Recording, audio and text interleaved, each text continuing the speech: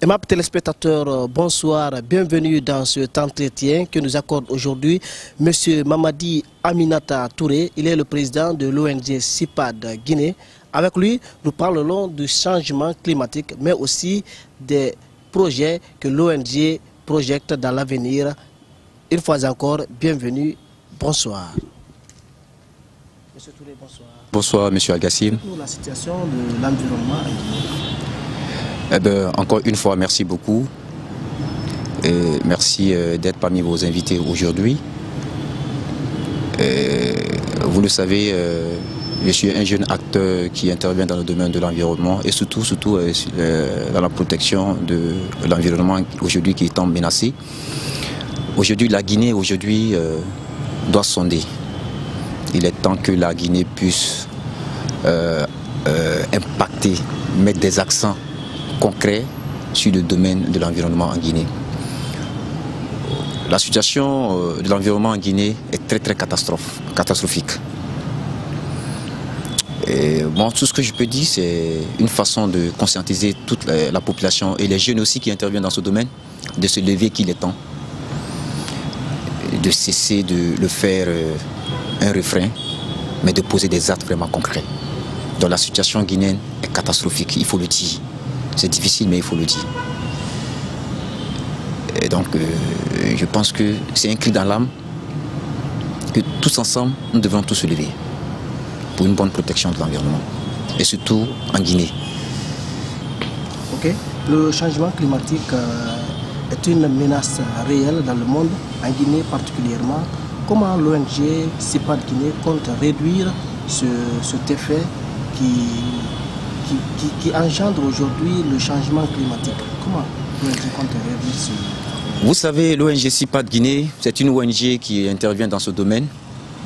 Comme vous le savez, je l'ai toujours dit que seul on va vite, mais ensemble on va plus loin. Seul on ne peut pas. Je pense que nous sommes devant une idéologie pour pousser les autres à adhérer à notre vision. Parce que la protection de l'environnement, ce n'est pas pour nous seuls, c'est une affaire pour tous. Il faut l'implication de tout un chacun et éventuellement l'implication catégorique des membres du gouvernement. Parce qu'aujourd'hui, le changement climatique est une réalité en Guinée. Aujourd'hui, il fait chaud, nos fleuves tarissent de jour en jour. La déforestation a pris son ampleur et il n'y a plus de pluie en Guinée. Donc nous, aujourd'hui, en tant que jeunes acteurs de l'environnement, avons décidé de mettre en place quelques activités connexes pour que les jeunes puissent nous voir dans cette dynamique et se mettre avec nous pour pouvoir lutter contre ce fléau. Donc c'est pourquoi en 2018, nous avons organisé une activité pour lancer un appel à l'autorité pour que chacun puisse penser à la protection de notre environnement. Et je pense que ça a été vraiment une réussite et les gens ont apprécié cette activité et je pense qu'il faut le mener et les autres aussi doivent faire la même chose. Pour vous, que doivent faire les politiques au-delà des discours, des accords politiques, des accords écrits? Que doivent faire les politiques pour résoudre ce problème? Pour résoudre ce problème, c'est aussi simple que ça. Il faut la volonté politique. Il faut la volonté de la politique guinéenne et il faut que le gouvernement puisse mettre les fonds nécessaires à la disposition des jeunes pour faire du porte-en-porte, sensibiliser les gens dans les langues vernaculaires pour dire qu'il y a quelque chose qui arrive. Parce que si nous ne réagissons pas à l'heure actuelle, la nature va réagir. Donc je pense que le gouvernement doit s'impliquer davantage, doit mettre les ONG qui interviennent dans ce domaine pour qu'ensemble, ils puissent lancer des activités à dimension nationale. Nous seuls, on ne peut pas. Nous, on peut faire ce qu'on peut. Mais de même que les acteurs de la société civile. Oui, la société civile, c'est les ONG, c'est les associations. On doit tous les mettre ensemble, autour d'une table, pour parler de qu'est-ce qu'il faut faire. Le gouvernement ne peut pas tout faire, mais je pense que les organisations non gouvernementales et non gouvernementales sont là pour ça. Donc moi, je pense que la société civile, les associations et éventuellement les ONG doivent être coachés, doivent être vraiment comment j'appelle ça, doit être subventionné, doit être aidé matériellement pour pouvoir les booster, pour que nous puissions lutter contre ce dérèglement climatique. Parce que le gouvernement a initié une campagne d'assainissement mensuelle. Quel est votre regard face à ce projet? Je pense que c'est un bon projet. Et cet assainissement qui a été organisé par le gouvernement, c'est une belle initiative. Mais il faut le dire qu'il faut impliquer à la base les ONG. Il faut impliquer les jeunes à la base. Mais il faut aussi une volonté des jeunes aussi. Oui, évidemment, mais si les jeunes ne se sentent pas impliqués, ça devient un problème. Quand je prends l'exemple sur la Sierra Leone, c'est pas le gouvernement qui bloque les routes pour dire voilà, il faut faire ceci, il faut faire cela. Au fait, c'est dans le comportement. Vous voyez? Donc il faut à la base sensibiliser les jeunes à la base, qu'ils sachent que ouais, on doit prendre cette activité comme notre initiative. Impliquer, il faut impliquer les jeunes. Pensez-vous pas que la mondialisation joue beaucoup sur l'aspect climatique? Parce que, parlant de Conakry par exemple, il y a la construction de belles villas, de belles hôtels. On est obligé de couper les arbres pour construire, pour rendre une ville meilleure et très belle. Moi je pense que la coupure des bois ne sont pas interdits, mais il faut la réglementer. C'est important. Mais je pense que nos forêts classées ne doivent pas être dévastées. La ville reste la ville, comme vous l'avez dit. Il faut construire la ville, n'est-ce pas? Mais je pense que nos forêts, comme le Siaman et plein d'autres, nos forêts classées, doivent être protégées. Et surtout la protection de la faune et la flore. On doit les protéger, on ne doit pas les couper. Le charbon aujourd'hui a pris un ascenseur en Guinée. Nous devons dire non à cela. C'est très dangereux. Regarde nos mangroves. Et le déboisement a pris vraiment son ampleur. Il ne pleut plus en Guinée. Remarque un peu. Oui, mais avec les sacs de charbon dans les ménages, c'est dû à la pauvreté. Certains ménages affirment ne pas avoir les moyens d'acheter les gaz, par exemple. Oui, c'est pourquoi je dis qu'il faut avoir le gouvernement doit vraiment s'impliquer. C'est important. Pourquoi? Parce qu'au Sénégal, aujourd'hui, tout le monde travaille avec le gaz. Vous voyez? Parce qu'il ne s'agit pas de dire non, ne faites pas ça, mais quelle solution vous proposez? Donc il faut que le gouvernement nous accompagne dans cette dynamique. Il faut que le gouvernement puisse investir vraiment dans ce domaine pour lutter contre ce grand fléau. Parce que si on ne réagit pas, ce serait un peu compliqué. Parce que vous voyez, les gens n'ont pas les moyens. Ils se disent non, il faut couper les bois pour faire un charbon, pour pouvoir le vendre. Mais je pense que ce n'est pas la solution. Mais le gouvernement a sa part de contribution en sensibilisant les gens, en mettant les fonds nécessaires pour que chacun puisse être en possession des gaz et pour pouvoir faire les besoins. Sinon, si nous ne partons pas dans ce sens, ça va compliquer la tendance. Ok. Parlant aussi de la mondialisation, il y a l'implantation des industries. La Guinée en a pas beaucoup, mais beaucoup de bailleurs de fonds souhaitent investir en Guinée avec l'implantation des industries, pour mettre des usines et autres. Mais pensez-vous pas que ces industries aussi contribuent à la pollution de l'environnement? Ouais, vous le savez, le problème majeur du changement climatique, c'est de lutter contre les gaz à effet de serre. Les gaz à effet de serre, nous ne sommes pas un pays industrialisé comme nous le pensons. Nous recevons en fait les enjeux, en fait. Donc les pays industrialisés comme la Chine, les États-Unis, ce sont ces séquelles que nous recevons en Guinée, en Afrique, s'il faut le dire. Donc c'est dit à ces pollueurs de mettre les fonds peut-être à notre disposition pour que nous puissions aussi prendre des précautions davantage. Chez nous ici en Afrique, pas en Guinée seulement. Parce que la Guinée, on n'a pas assez d'usines ici en Guinée. Mais nous recevons les séquelles. Parce que quand les pays à côté sont industrialisés, les gaz à effet de serre, c'est évident de lutter contre ce fléau.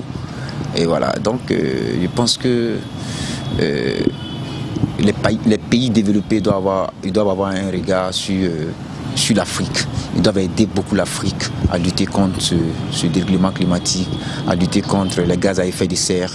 Parce qu'aujourd'hui, il y a des impacts.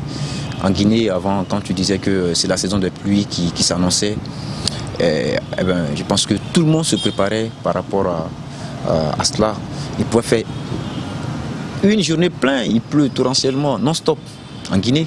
Mais aujourd'hui, remarquez qu'il n'y a plus de pluie en Guinée. Parce que les mangroves sont dévastés. Et ce qui peut causer un peu, qui peut provoquer un peu la pluie, c'est les forêts. C'est les forêts classées. Et maintenant, s'il n'y a plus de forêts, comment est-ce qu'il va pleuvoir? C'est un problème. Oui, mais le déboisement des forêts, on dit que c'est l'implication aussi des autorités. Il y a une main noire des autorités dans le déboisement des forêts. Ben, je pense que... Parce que les meubles sont construits à travers ces bois. Ouais, oui, je ne dis pas non, mais le problème est qu'il faut la réglementer. Quand tu la coupes, il faut la remplacer. Et il y a la façon aussi de couper les bois. Il ne s'agit pas de la déraciner, on peut la couper. Et c'est ça que je dis, comment j'appelle ça, la coupure des bois ne sont pas interdites, mais il faut la réglementer. Quand vous la coupez, il faut la remplacer. C'est ce qui nous manque au fait. Qu'est-ce que CIPAD Guinée projette à l'avenir pour réduire le réchauffement climatique en Guinée? Ben voilà, c'est l'occasion pour moi de vous dire que nous lançons un projet. Comme vous le savez, chaque année, nous organisons les émissions Téléclimat. L'année passée, nous avons organisé l'émission Téléclimat 24. Cette fois-ci, ce serait la 3e édition de l'émission Téléclimat 25. Et nous avons choisi avec l'autorité à le faire à Boké, la région qui a été choisie, une région qui est vraiment menacée avec les zones minières et tout. Nous avons décidé de lancer une campagne de reboisement en mois de mai. Le 1er juin, c'est la fête de l'arbre. Donc nous allons mener nos activités, lancer une campagne de reboisement à côté des deux barrages qui viennent d'être installés, soit Petit Kalita, autour de ces 2 barrages. Il ne s'agit pas de mettre les barrages, il faut mettre ces garde-fous, c'est-à-dire il faut la reboiser à ses alentours pour provoquer la pluie. Il n'est pas que les eaux qui sont là tarissent après. Donc notre projet, ce serait à Boké. Donc on serait obligé d'interpeller tout le monde. Le rendez-vous, ce sera à Boké, Inch'Allah, en 2019. Autre projet en vue? Autre projet en vue, on a une campagne d'assainissement des cimetières qui serait très bien lancée en mois de février. Et je pense que c'est un projet purement citoyen. Et il ne s'agit pas de poser des actes seulement que dans la rue. Le cimetière aussi est aussi chez nous. Il faut penser à l'assainir. C'est très important. Et c'est pourquoi très bientôt nous allons lancer une campagne numérique, une campagne médiatique, assez que les gens puissent se mettre avec nous, les jeunes acteurs, pour lancer cette campagne d'assainissement en milieu, cette campagne d'assainissement des cimetières. Et on a décidé à ce que ça puisse, ce projet, un cimetière par commune, serait nettoyé avec la haute autorité. Les élus locaux. Évidemment, c'est pourquoi les nouveaux 4 maires qui ont été installés seront avec nous dans cette dynamique. Et sans oublier, les affaires religieuses seront avec nous. Et la haute autorité, s'il faut parler du ministère de la décentralisation et éventuellement le gouverneur de la ville de Conakry, ils sont tous impliqués dans cette dynamique. Vous parlez du Téléclimat 25. Quel était le bilan du Téléclimat 24 et autres? Le bilan est très très fructueux parce que ça a impacté. Et je pense que cette marche, beaucoup de personnes nous ont beaucoup acclamé. Et je pense que cette dynamique, et quand je vois aujourd'hui nos activités sont passées sur les chaînes françaises en Europe. Il y a eu plein d'amis qui nous ont appelés pour dire Touré, votre activité, nous la regardons ici à l'extérieur. Et je me dis que ça a été une réussite. Et quand je vois les jeunes Sénégalais qui disent qu'ils veulent nous inviter pour que nous lançons cette activité, la même activité au Sénégal et aussi en Côte d'Ivoire, je me dis que ça, on a pu toucher un peu la cible. Les Canadiens aussi qui ont apprécié, et notre mission diplomatique aussi qui est là-bas, qui nous dit bravo. Donc la cible a été touchée. Et le bilan, dans son ensemble, il y a eu une forte mobilisation en Guinée. Les directeurs nationaux ont marché avec nous. Les anciens ministres ont marché avec nous. Tous les cadres du département de l'environnement ont marché avec nous, avec l'agriculture. Et les jeunes sont sortis, la société civile aussi sont sortis pour marcher, pour dire non à la déforestation, oui à l'éducation environnementale dans les établissements. Donc c'est une réussite. Et on est sorti avec les messages très forts pour dire qu'il faut lutter contre ce fléau qui gangrène aujourd'hui notre société. Donc je me dis, il faut faire cela. C'est pas seulement en Conakry. Conakry, ça a été juste le point de lancement. Et on va la pérenniser à l'intérieur du pays. Et Bokeh aujourd'hui va abriter cette marche verte. Et je pense que nous allons tirer des conclusions après Bokeh. On va voir où est-ce qu'il faut rediriger encore notre activité. Ok. Aimables téléspectateurs, c'est tout pour ce entretien. Merci M. Touré. Merci à vous. Vous pouvez revoir cette émission sur nos pages Facebook, Twitter, Instagram, mais aussi YouTube. Merci à vous. Guinée Buzz, là où ça se passe.